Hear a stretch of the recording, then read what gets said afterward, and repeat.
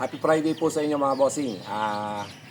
Ngayong araw po ay may nagtatanong po sa atin, nagchat-chat po sa atin sa ating page kung ano daw po ba yung mga pinapatukan natin sa ating makite. Ayan. Wet feeding daw ba or dry feeding? May kagandahan kasi yan. May mga bagay po na nagbibigay po ng wet feeding at dry feeding. Ang nagbibigay po ng wet feeding kung depende po sa panahon po natin kung mainit, sobrang init, kaya nagwe-wet feeding po sila. Pero pag malamig naman po yung panahon ay yung iba nakasanayan din ay nagda-dry feeding din po sila.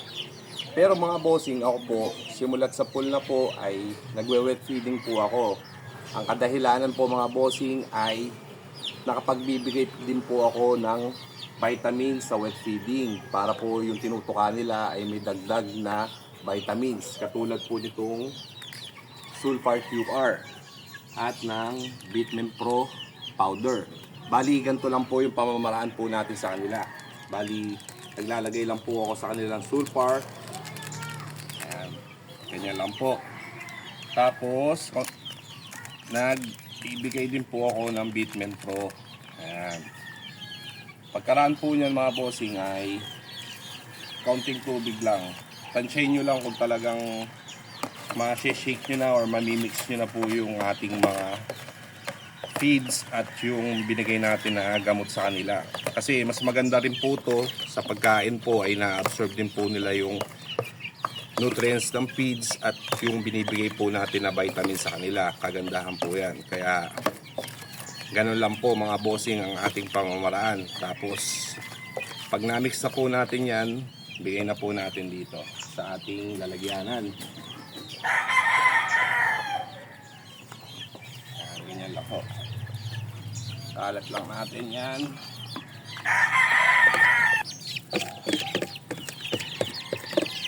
Saka isa pang tips mga bossing ay mapapasin nyo yung ating mga sisiw na yan, no? Talagang gustong-gusto na nilang kumain. Yan po yung senyalis na healthy po ang ating mga sisiw. Kasi yung iba nagtatanong ba't ang tamlay ng sisiw nila hindi tumutuka.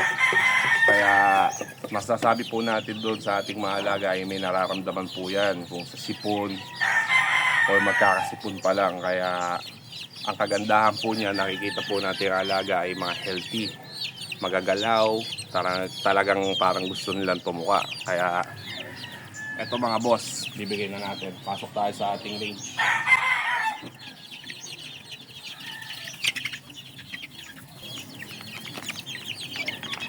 Bali yan po yung kagandahan mga bossing sa ating mga binibigay na wet feeding.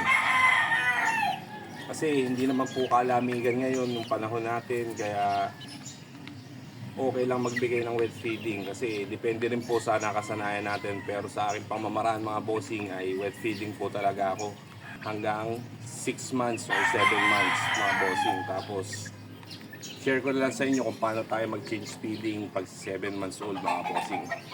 Tapos eto pa po, nagbigay na tayo ng vitamins dyan, nagbigay na tayo ng antibacterial. Tapos sa kanilang iniinom ay nagbibigay pa rin po tayo ng Sulfar QR. Kaya antibacterial, multivitamins ay kumpleto yung ating mga alaga.